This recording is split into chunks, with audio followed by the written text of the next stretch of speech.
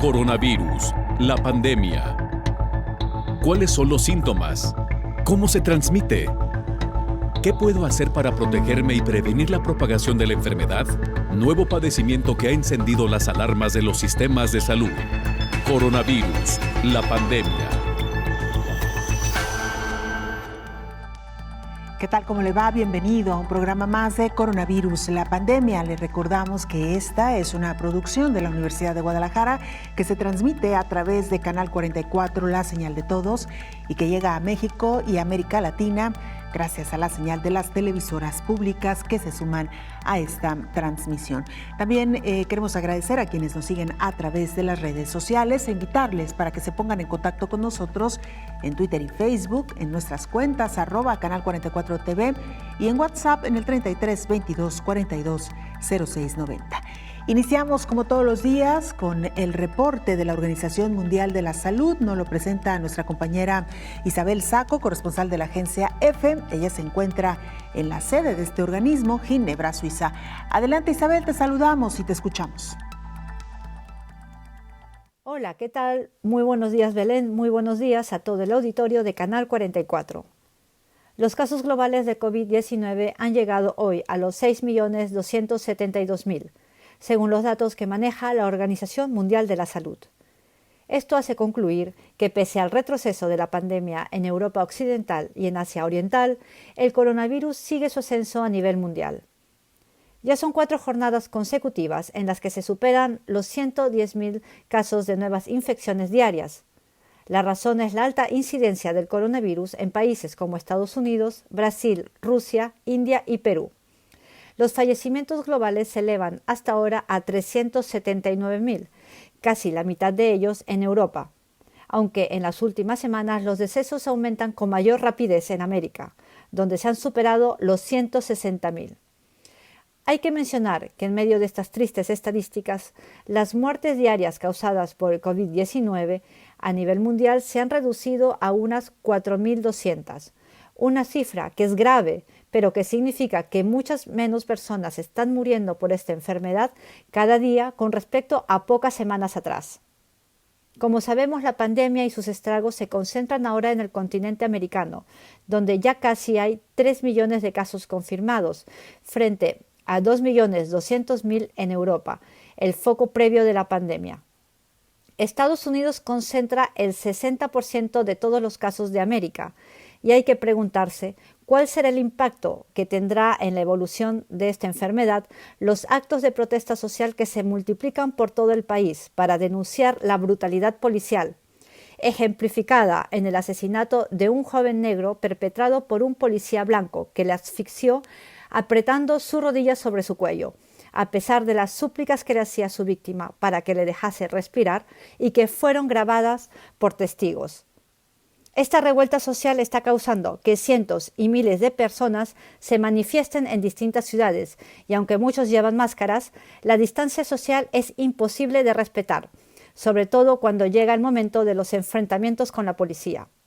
En Nueva York, las protestas están incluso violando el toque de queda.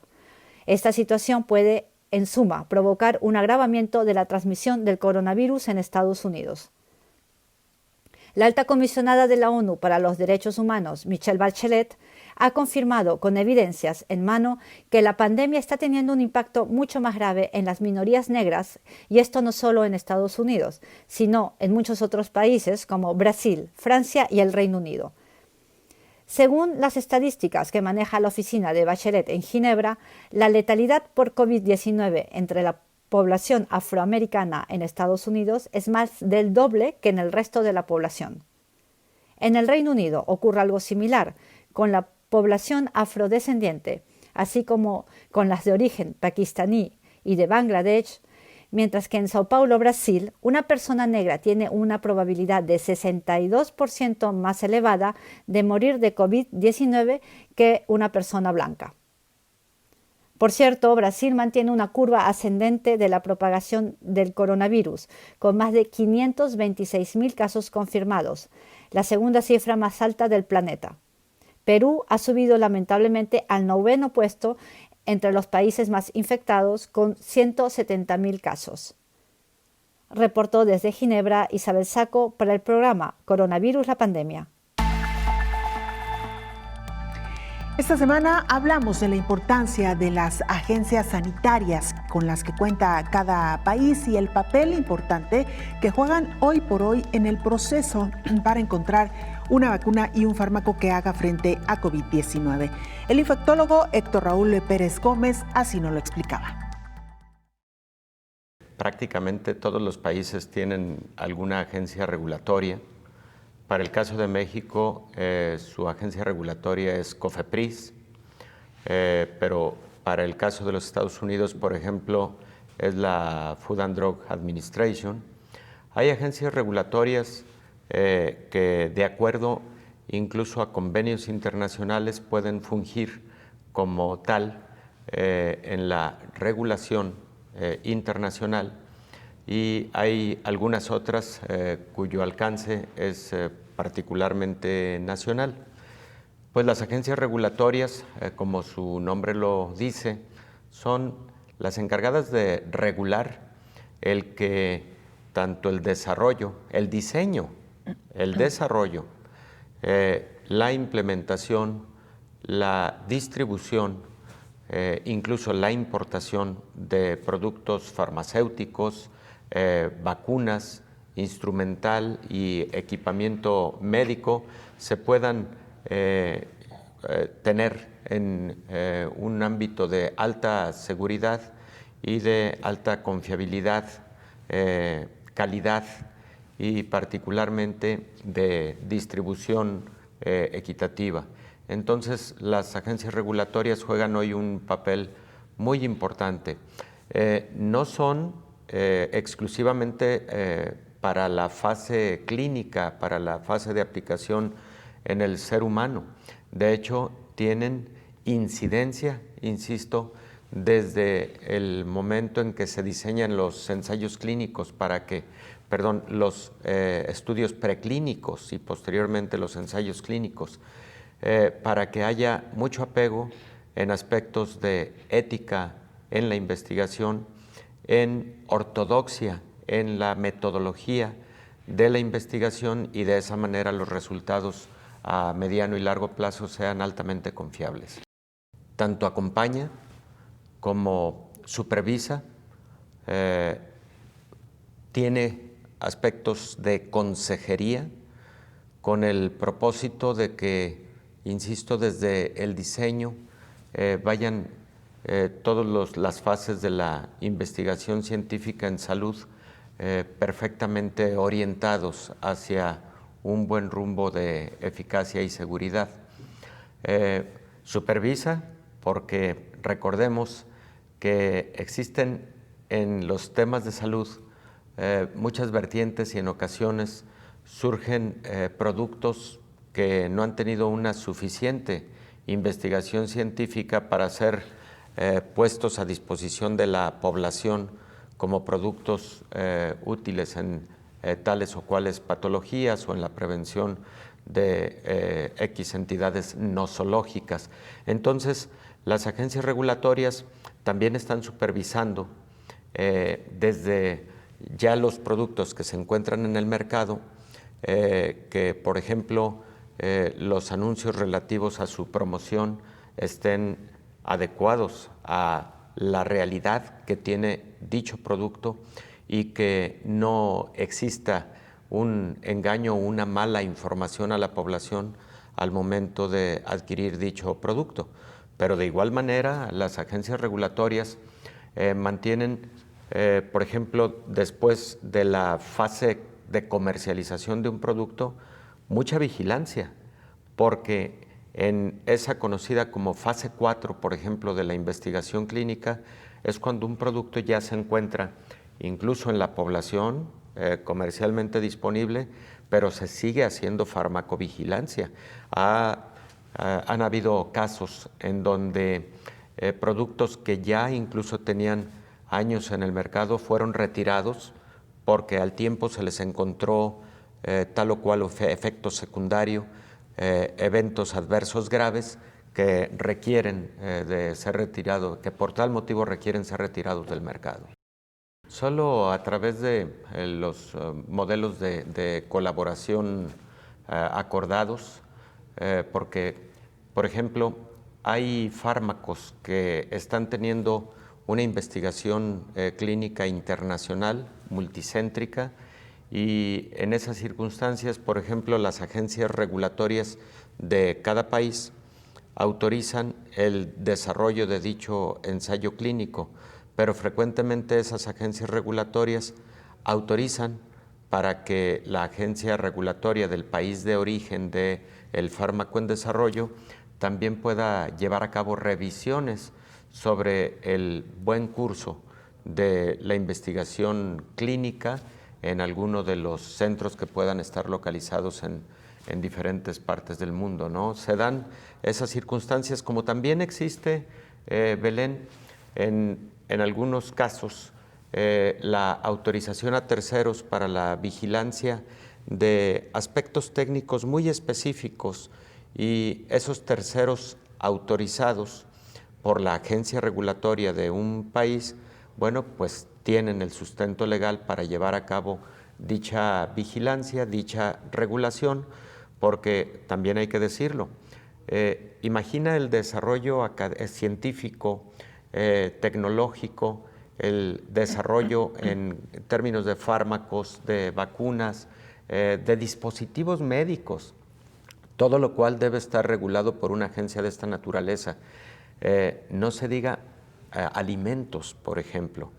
En el caso de los alimentos, ¿cuántos productos deben tener vigilancia? No solamente de su contenido, de la seguridad con la que son consumidos y expendidos, sino también lo que para el caso de México y otros países ha sido motivo de mucha vigilancia, ¿no?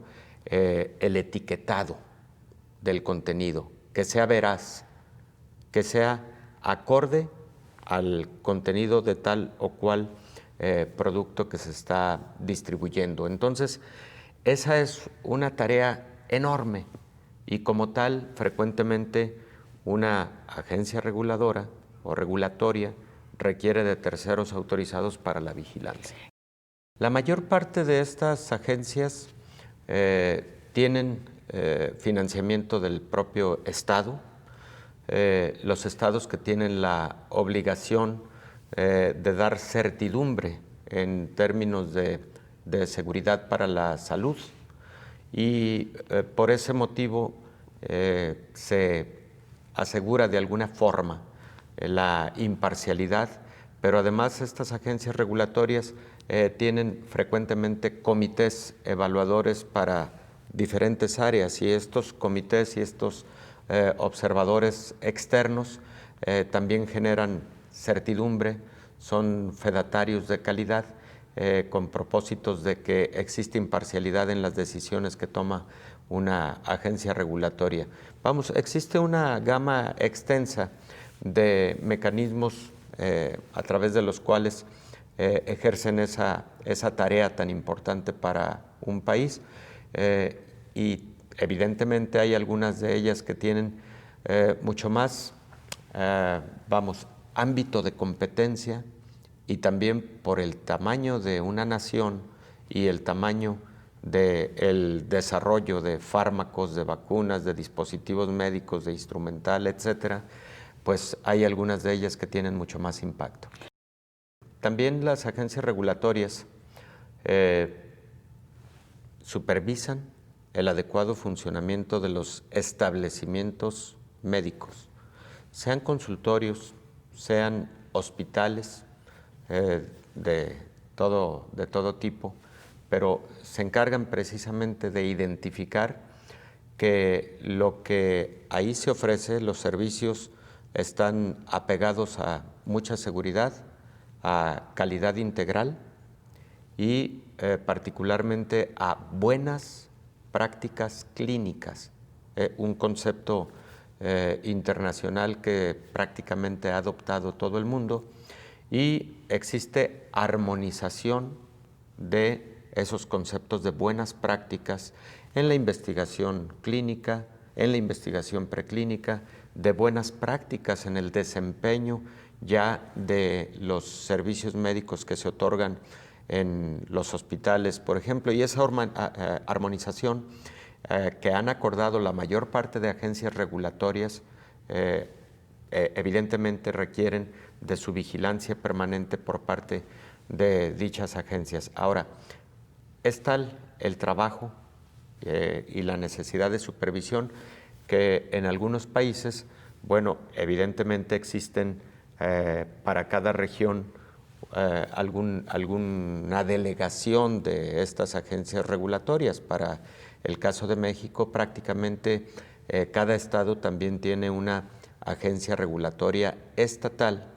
Para el caso del estado de Jalisco, en el que nos encontramos, se trata de Coprisjal, que si bien tiene autonomía estatal, también tiene una relación directa en cuanto a armonización de los procesos con la Comisión Nacional para la Prevención de Riesgos Sanitarios.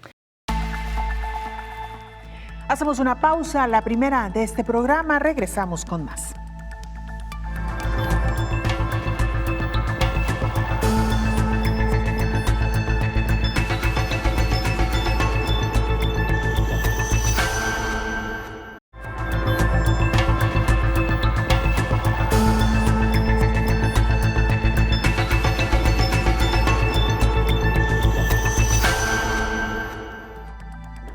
En Estados Unidos la pandemia parece no dar tregua y es que se pronostica que en las próximas semanas podrían superarse las 115,000 muertes de personas infectadas por COVID. Mientras tanto, en México esta semana superamos ya las 10,000 muertes, más de 11,000 son las que se han reportado y también el número de infectados o de contagiados continúa a la alza.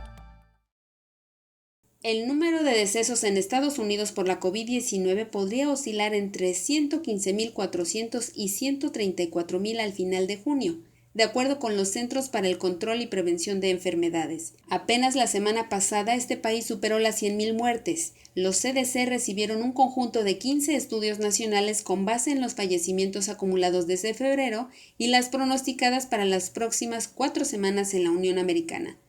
Los estudios indican que la tasa de nuevos decesos variará entre los estados. En algunos aumentarán al mismo ritmo que en semanas anteriores, pero en otros solo habrá un pequeño número adicional.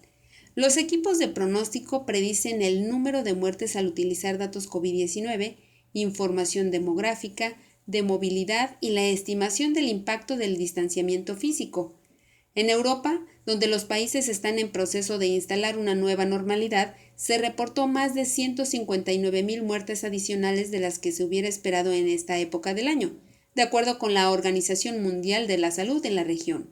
Por otro lado, en México, con una tasa de letalidad que ha llegado hasta el 11%, se espera un número máximo de hasta 30,000 muertes, dijo el vocero de la Estrategia contra la COVID-19 a los senadores en una comparecencia. Y precisamente fue uno de nuestros primeros anuncios de estimaciones donde hablamos de 12,500 personas que podrían perder la vida con un intervalo bastante amplio donde justamente el límite era 6,000 y podría llegar hasta cerca de 25,000 o 30,000.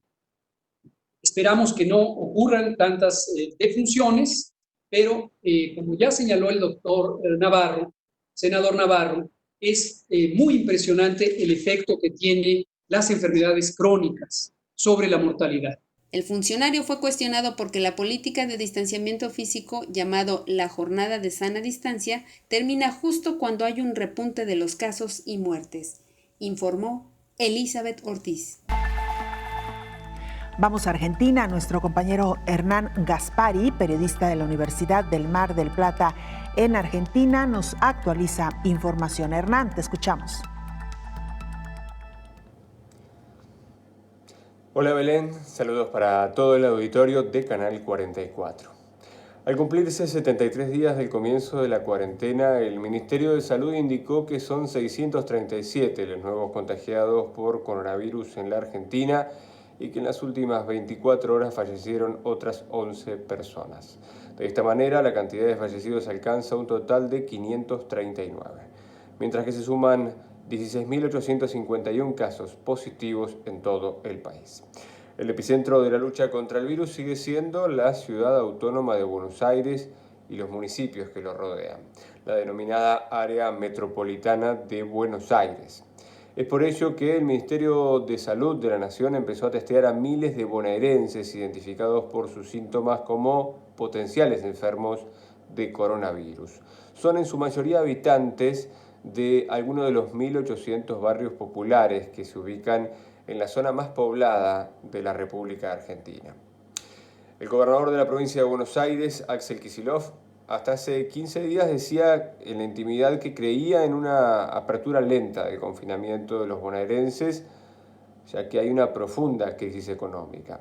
Ya no, ahora tomó medidas extremas como el cierre total de, por lo menos hasta ahora, 2 barrios humildes para controlar a los positivos del COVID-19. La ciudad de Buenos Aires sigue firme al tope de los contagios de coronavirus a nivel nacional. Hace semanas que se encuentra en esta posición y en los últimos 7 días registró un 64,5% más de casos entre sus habitantes. En medio de múltiples presiones para flexibilizar la cuarentena y permitir el regreso de la actividad económica, el ministro de Salud de la provincia de Buenos Aires, Daniel Goyan, alertó sobre el riesgo de levantar la cuarentena obligatoria y dijo que si se levanta la cuarentena, en 15 o 20 días empezamos a ver las imágenes de Nueva York, Manaos, Italia o España con cadáveres apilándose en cámaras frigoríficas o en los geriátricos. Según trascendió, aunque con algunas excepciones, las restricciones en la actividad por el brote de coronavirus podrían extenderse hasta agosto en el área metropolitana, de acuerdo con algunas previsiones de la Casa Rosada.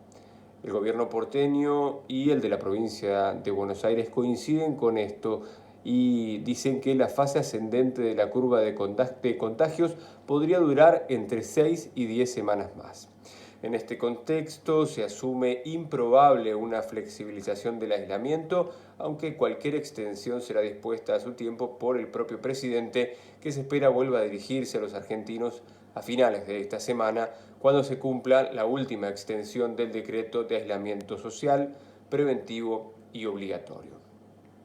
Mientras tanto, y en sintonía con la trágica situación económica del país que se redobla y expone por el contexto de freno en la actividad comercial, abril del 2020 será un mes para el olvido en la historia de las empresas en general y de las pymes en particular, sobre todo las industriales. Pero no será el único mes con estos datos. Un relevamiento realizado por la Confederación Argentina de la Mediana Empresa muestra que la producción de las pymes industriales cayó un 53,1% en abril frente a igual mes del año pasado. Como siempre, y para finalizar con esperanza, nombro a 4 mujeres muy vinculadas a nuestra Universidad Nacional de Mar del Plata que se encuentran en la primera línea de lucha contra el coronavirus. Juliana Casataro lleva adelante el equipo que está desarrollando una vacuna contra el coronavirus. Vera Álvarez trabaja en la creación de un material que podría inactivar el COVID-19 en la ropa. Carolina Carrillo, quien forma parte del grupo que desarrolló un kit de detección temprana, económica y simple del coronavirus. Y Analía Rearte, quien es docente de nuestra casa de estudios y fue designada en marzo pasado como directora nacional de epidemiología, un puesto clave en este contexto. Desde Mar del Plata, Argentina, informó para ustedes Hernán Gaspari. Esta semana charlamos aquí en Coronavirus, la pandemia, con el director médico y de asuntos regulatorios de la Asociación Mexicana de la Industria de Investigación Farmacéutica en México, Fernando Fon, sobre la unidad integral de las agencias sanitarias, farmacéuticas y países para elaborar ensayos clínicos a fin de identificar el mejor fármaco y la vacuna para combatir COVID-19. Esto fue lo que nos compartía. La Asociación Mexicana de Industria de Investigación Farmacéutica representa a las empresas farmacéuticas que se dedican fundamentalmente a la investigación y desarrollo, tanto de medicamentos como de vacunas. Nuestra agencia sanitaria en México, la COFEPRIS, al igual que las agencias internacionales que normalmente Hemos estado escuchando durante esta contingencia la agencia en los Estados Unidos, la FDA, la Agencia Europea del Medicamento. Es su rol proteger a las poblaciones de los países correspondientes contra los potenciales riesgos sanitarios. Y es muy importante la pregunta porque justamente nuestra agencia, COFEPRIS, tiene ese rol en México de protegernos contra los riesgos sanitarios y por lo tanto de ahí emana este marco regulatorio que permite que los insumos para la salud, y al igual que el resto de los sectores que regula COFEPRIS, porque es importante mencionarlo, no únicamente regula el sector de medicamentos, pero en el caso de medicamentos, esta regulación tiene que cumplir con un propósito que es asegurar que los insumos para la salud cuenten con 3 características indispensables: seguridad, eficacia y calidad. En realidad este es un esfuerzo global, debemos entenderlo como un esfuerzo global y en este sentido es un esfuerzo que no tiene precedentes. Derivado de esta condición de pandemia que se declara por la Organización Mundial de la Salud, las distintas empresas farmacéuticas y los distintos cuerpos científicos, académicos, universidades, los propios gobiernos, insisto, a nivel global, y las agencias sanitarias se han puesto a colaborar de manera organizada y coordinada, incluso a través de la Organización Mundial de la Salud, buscando tener estos elementos que nos permitan combatir de una manera más eficiente esta situación de afectación e impacto global.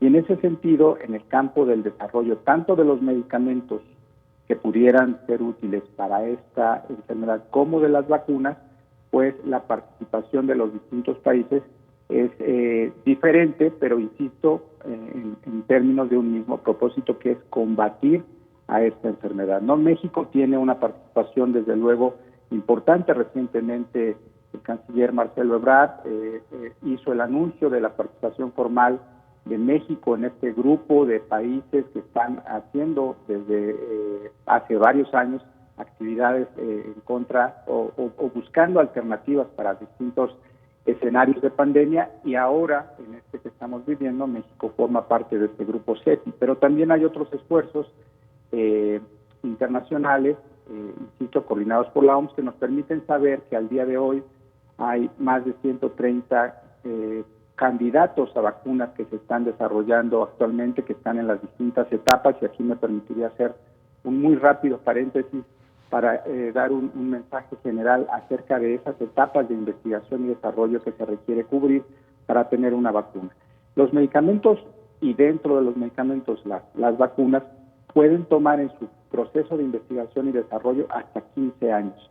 Esto es muy importante mencionarlo porque, derivado de este esfuerzo sin precedente de conjuntar a todos estos actores, vamos a poder tener en un escenario ideal una vacuna en un periodo de tiempo reducido. Estamos hablando de 18 a 24 meses, que es el objetivo que se ha trazado estos diferentes grupos de investigación para poder tener una vacuna que tenga estas 3 características que mencionaba: seguridad, eficacia y calidad, y que pueda ser utilizada por los pacientes, por las personas que lo van a requerir de manera prácticamente simultánea. Estamos hablando de 3 grandes retos en el desarrollo de una vacuna. El reto de la investigación es reducir esos tiempos de investigación y desarrollo a estos 18 o 24 meses. El reto de la fabricación, que es poder poner a disponibilidad de los millones de seres humanos que vamos a requerir esas dosis de vacunas de manera simultánea, y para ello el sector farmacéutico está haciendo ya adecuaciones a los sitios de fabricación para poder estimar, poder tener esta producción asegurada para la población mundial. Y el tercer reto es el reto regulatorio. Regresando un poquito a la pregunta de COFEPRIS, el reto regulatorio significa que nuestra agencia sanitaria pueda tener estas capacidades de regulación lo suficientemente robustas para asegurar la seguridad, calidad y eficacia, pero también lo suficientemente flexibles para poder tener la vacuna disponible en las instituciones de salud en un tiempo récord. Hoy, fuera del escenario de pandemia, un insumo para la salud que llegue a COFEPRIS a solicitar su registro sanitario, que es un documento fundamental y que permite justamente descansar esa decisión sanitaria, puede tomar desde el momento de la solicitud al Comité de Moléculas Nuevas hasta que está disponible a las instituciones, un insumo para la salud puede tomar hasta 4 años. Entonces sí vemos importante tener estos mecanismos en COFEPRIS, pero también en el Sistema Nacional de Salud, a partir del Consejo de Salubridad General, para poder tener unos tiempos más eficientes, y esto lo estamos conversando con las distintas instancias e instituciones para poder tener el seguimiento de las distintas solicitudes que pudieran empezar a llegar en México en breve con respecto a vacunas y medicamentos. Hacemos una pausa, regresamos con mucha más información.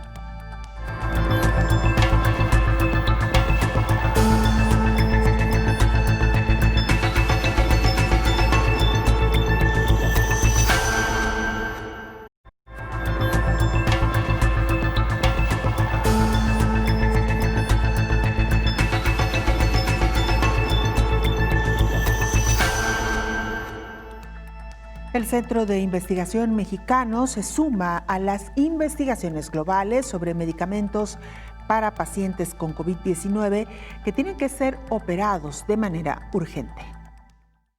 El Centro de Investigación en Cirugía Global del Hospital Español de Veracruz trabaja en coordinación con la Universidad de Birmingham de Inglaterra y el Instituto Nacional de Investigación en Salud. En breve arrancarán con un estudio en torno a los medicamentos para pacientes graves con COVID-19 que tienen que ser operados de manera urgente por otras patologías. Aquí explica el director del centro, Antonio Ramos de la Medina.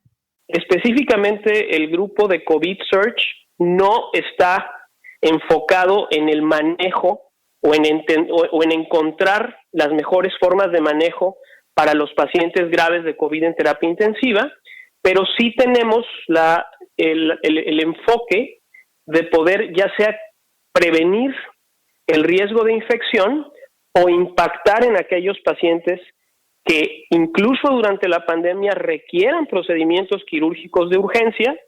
Insisto, las cirugías que son programadas, las cirugías no esenciales, pueden ponerse en pausa durante algunas semanas, algunos meses, pero la cirugía urgente no puede detenerse. Esa tiene que seguirse haciendo y tenemos que tener opciones para poder hacerla de manera segura. Entonces, en breve, estamos por iniciar un estudio controlado, prospectivo y aleatorio a nivel mundial, probando intervenciones médicas, fármacos, que puedan tener un impacto en el curso de la enfermedad. Para el investigador Ramos de la Medina, la decisión de la OMS de retirar la hidroxicloroquina de los estudios para encontrar el tratamiento de la COVID-19 fue responsable, debido a los señalamientos de que estaba reportando algunos problemas en los pacientes que la estaban recibiendo. Sin duda es una decisión responsable, porque si de repente hay una información que habla de un aumento en el riesgo de complicaciones graves o de muerte de pacientes que están recibiendo un tratamiento, pues lo responsable es detener las cosas, analizar y ya una vez que se tenga la información volver a empezar. No vaya a ser que esté saliendo más caro el remedio que la enfermedad, ¿no? Entonces creo que la actitud de la OMS ha sido muy responsable, pero esto es algo que va muy rápido y que tenemos que tomar decisiones para poder de alguna manera pues tener opciones útiles de tratamiento farmacológico para los pacientes. La Organización Mundial de la Salud recuerda que hasta el momento no hay ningún producto farmacéutico que haya demostrado ser seguro y eficaz para tratar la COVID-19, informó Rocío López Fonseca. Nuestro compañero Edgar Olivares está en la ciudad de Dallas, en Texas, Estados Unidos. Sin duda alguna, una semana muy intensa para este país, no solamente porque el número de contagios y de muertes continúa a la alza, sino también por fenómenos sociales que hoy por hoy también ponen en riesgo que el número de personas contagiadas aumente. Edgar, te saludamos y te escuchamos.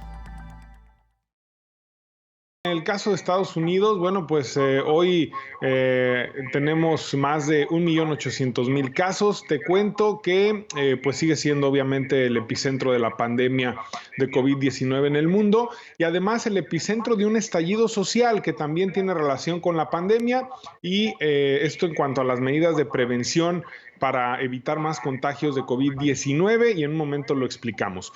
En cuestión de los números, Estados Unidos tiene 1.811.277 casos confirmados de COVID-19, con 105.147 muertos ya y más de 458.000 recuperados, esto de acuerdo con información de la Universidad Johns Hopkins.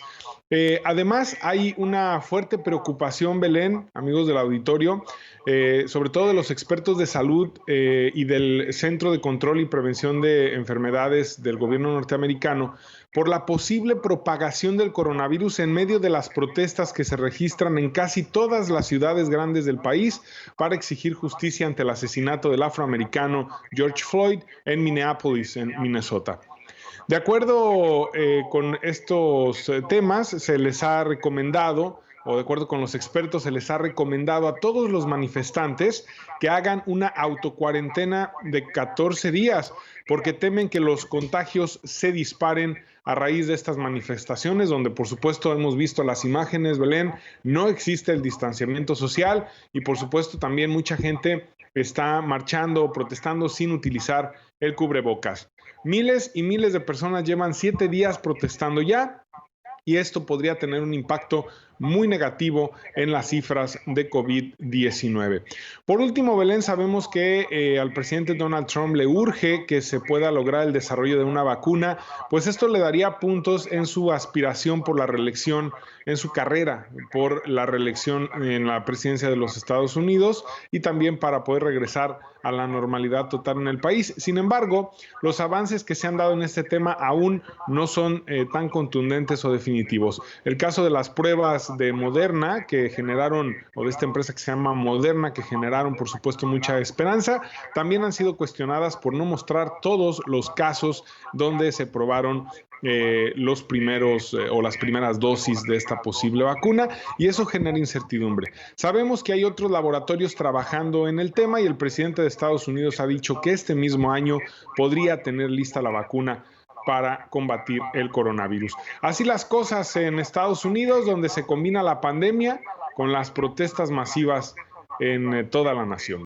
En el caso de Nueva York, por ejemplo, estaban planeando ya el regreso a la nueva normalidad y de repente se les se les explotó el tema de las protestas, que bueno, pues esto obviamente generará sin duda más contagios. ¿Cuántos? No lo sabemos, y no sabemos también si las protestas van a generar un disparo impresionante en el número de contagios. Lo cierto es que, como bien lo comentas, pues no hay una sana distancia, pero también hay que entender el contexto en el que se dan estas protestas, Belén, donde, bueno, he escuchado algunas entrevistas con quienes participan y dicen, sí tenemos miedo al virus del coronavirus, pero también tenemos miedo al virus de la violencia policial que nos mate. Entonces va a ser muy complicado el tema y bueno, ahora lo que quiere el gobierno pues es controlar estas manifestaciones con el despliegue de la Guardia Nacional, que ya se está dando en más de 20 estados del país, y si eso no logra contenerlas, el presidente Trump haría uso de una ley contra insurrecciones civiles que le permitiría utilizar al ejército norteamericano, al Army, ya en las calles. Esta semana el infectólogo Héctor Raúl Pérez Gómez nos habló ampliamente de los diferentes fármacos que hoy por hoy están siendo utilizados para tratar a pacientes con COVID-19. Han sido los fármacos que se han estudiado de forma más extensa. Lamentablemente, con el caso de hidroxicloroquina, se ha tenido que hacer una pausa, mandatado por la Organización Mundial de la Salud, en virtud de que a pesar de que en algunos pacientes graves la hidroxicloroquina ha mostrado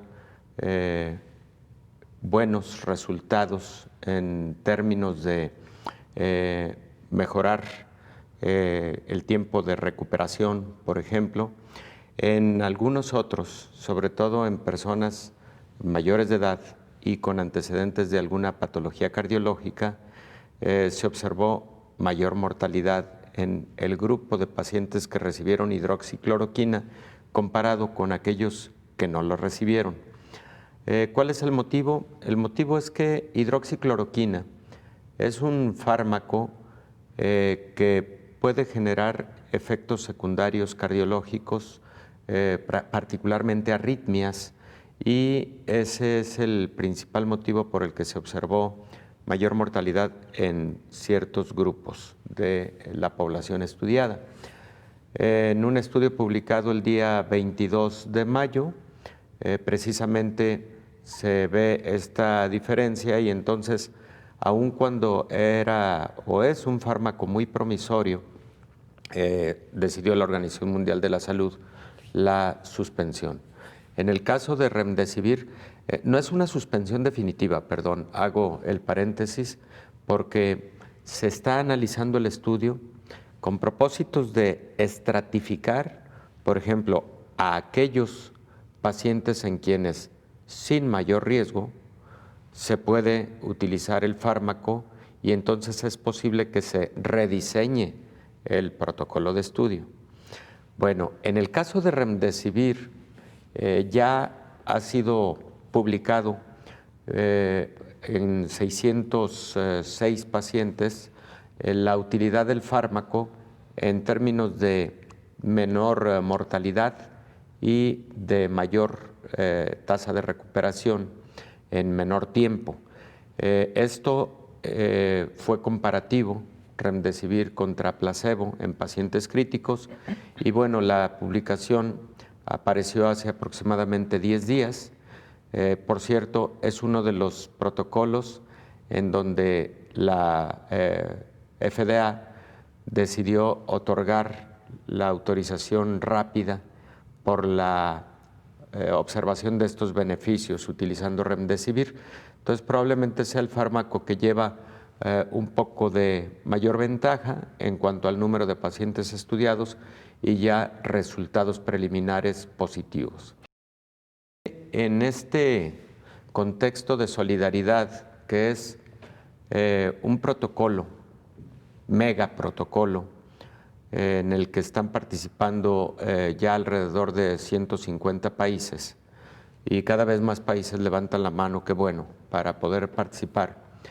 Se trata de una colaboración, algo parecido a lo que comentábamos ayer con relación a vacunas, y los fármacos que particularmente se están utilizando en estos protocolos, pues son precisamente hidroxicloroquina, con la salvedad que ya comentamos, Remdesivir. Se está utilizando, por ejemplo, ribavirina de forma conjunta con interferones. De igual manera, lopinavir, ritonavir, Kaletra es un nombre comercial, ya sea solo o en combinación también con interferones, y se está utilizando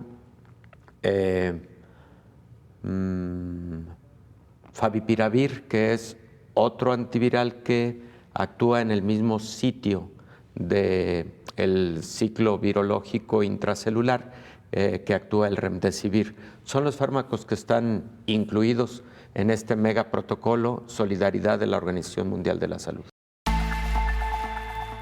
Hacemos nuestra última pausa, regresamos ya para entrar a la recta final de Coronavirus, la pandemia. Todavía hay más información, usted no se vaya.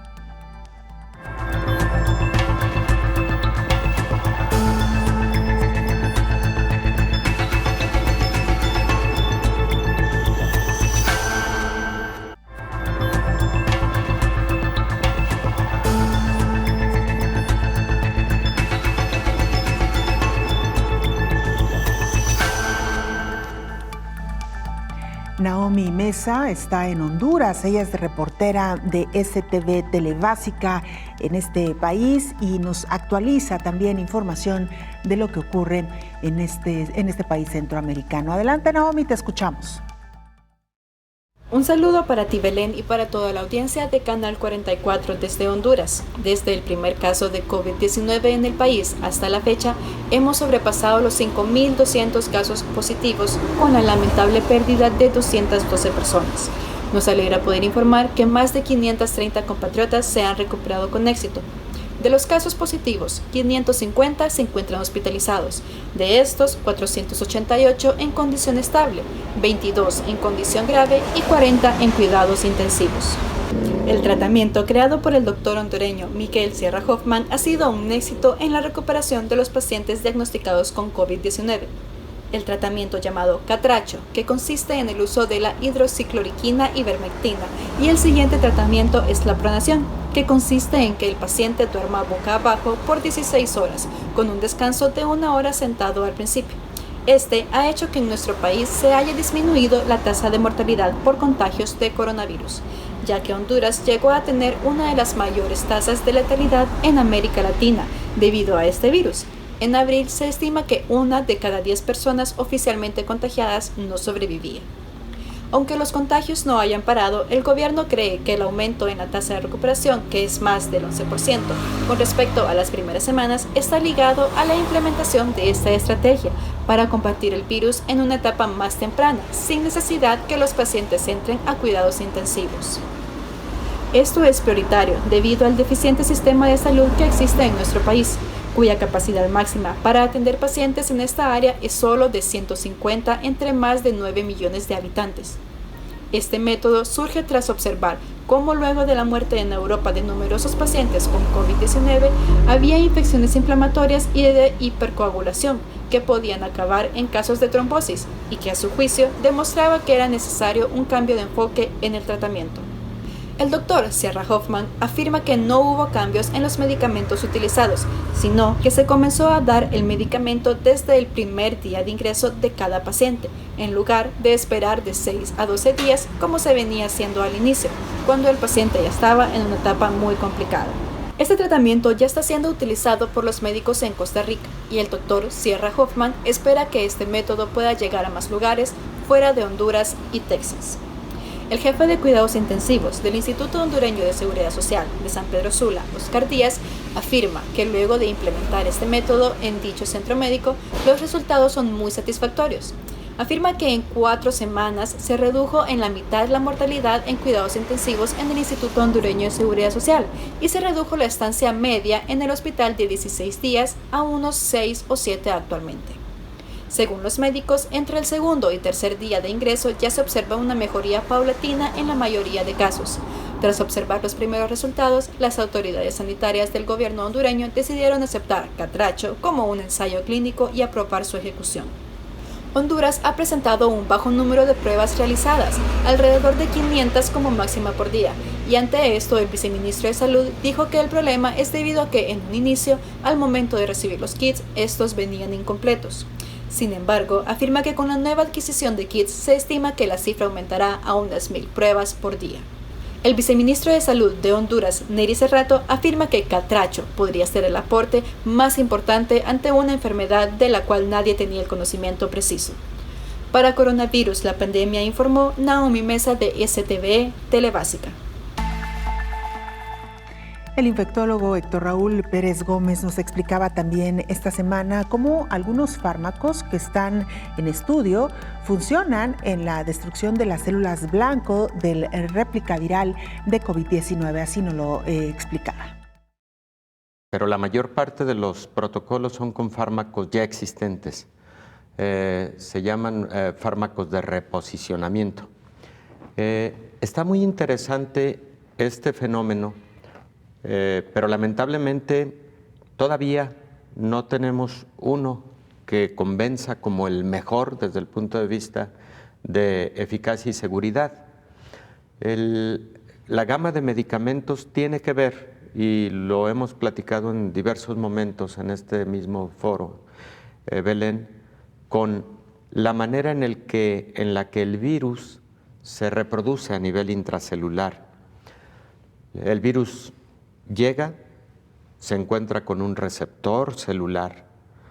El virus, a través de su proteína de superficie conocida como espícula o proteína S, se une a ese receptor que es la enzima convertidora de angiotensina 2, que está en la célula del árbol respiratorio, y utiliza también otra pequeña proteína que es un receptor transmembrana de la célula del árbol respiratorio para pegarse ahí y posteriormente penetrar. Bueno, en ese primer paso hay, por ejemplo, 2 medicamentos en estudio. Uno de ellos se llama Camustat y el otro se llama Carbidiol. Los estudios clínicos por el momento todavía no nos exhiben resultados definitivos de estos dos, pero parecen promisorios, sobre todo carbidiol. Luego el virus entra a la célula y se desnuda de su envoltura y el RNA, su ácido nucleico que está constituido, entra para entonces producir proteínas, una poliproteína grande, y esta poliproteína luego es fragmentada para que las proteínas que de ahí derivan, algunas son funcionales y otras son estructurales. Bueno, lo que permite que se corte esta poliproteína es una proteasa, una enzima. Bueno, sobre esa proteasa viral, los fármacos que actúan son, por ejemplo, lopinavir y ritonavir. Después, ese mismo RNA produce proteínas estructurales, que son las que le dan la forma y la estructura al virus, y ahí participa otra enzima que se llama polimerasa del RNA dependiente de RNA. Cosas moleculares, pero ahí actúan, por ejemplo, el remdesivir, ahí actúa favipiravir y actúa ribavirina, por ejemplo. Y luego ya el virus se vuelve a ensamblar y las nuevas partículas virales que se han formado allá dentro de la célula del ser humano salen al exterior. Ya salen nuevas partículas. Entró una y salen muchas. Vamos. Este es el ciclo intracelular replicativo del virus SARS-CoV-2. Luego, cuando el virus entra en contacto con el sistema inmune, una de las células del sistema inmune más importante en la respuesta contra SARS-CoV-2 es una célula conocida como macrófago. Cuando el macrófago es activado, libera citocinas, algunas de las cuales producen inflamación, se conocen como citocinas proinflamatorias. Ahí está interleucina 1, está factor de necrosis tumoral, está interleucina 6, entre otras. Bueno, sobre esas interleucinas, sobre esas citocinas, actúan precisamente otros fármacos como tocilizumab, es el más importante de ellos. Bueno, y los corticosteroides como, por ejemplo, metilprednisolona, del que hablábamos hace un momento. ¿Qué es lo que se consigue con estos fármacos? Modular para que ese estallido inflamatorio mediado por estas citocinas no sea un estallido, sino sea una inflamación contenida, y de esa manera el paciente no tenga más daño pulmonar. Entonces, ahí es en donde actúa otro fármaco. Conclusión, algunos de estos fármacos se están utilizando de manera combinada también, y algunos de estos fármacos de manera individual, actuando en diferentes blancos de este ciclo replicativo viral.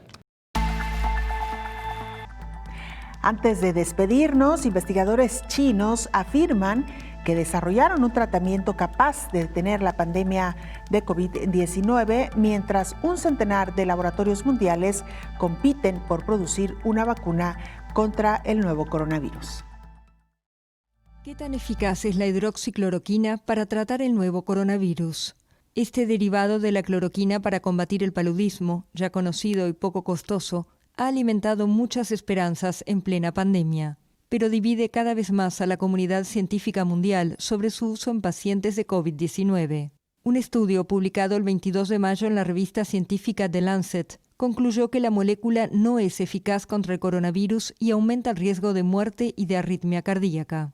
Pero la metodología de la investigación fue puesta en duda por una parte de la comunidad científica. Los métodos de estudios anteriores que destacaban su eficacia también habían sido criticados. La investigación llevó a muchos países como Francia, Italia, Egipto, Colombia o Chile a suspender el uso de la molécula. Varias naciones ya habían dejado de suministrarla. Suecia, por ejemplo, abandonó su uso en abril, después de que la Agencia Europea de Medicamentos aconsejara solo administrarlo en ensayos clínicos. En cambio, otros países elogian la eficacia de la hidroxicloroquina y no quieren dejar de administrarla. Es el caso de Argelia, Marruecos, Turquía, Tailandia, Portugal o Senegal, entre otros. En Brasil, el presidente Jair Bolsonaro está convencido de sus efectos, hasta el punto de que el Ministerio de Salud recomendó su uso para todos los pacientes levemente afectados. India y Venezuela también siguen usándola de forma preventiva. Y en Estados Unidos, el presidente Donald Trump es un ferviente defensor de este medicamento. Aseguró que la tomaba a diario de forma preventiva, aunque tras la publicación del estudio en The Lancet, dijo que dejó de hacerlo. De esta manera concluimos. Gracias por habernos acompañado. Le invitamos para que nos sintonice en la siguiente emisión. Hasta entonces. Coronavirus, la pandemia.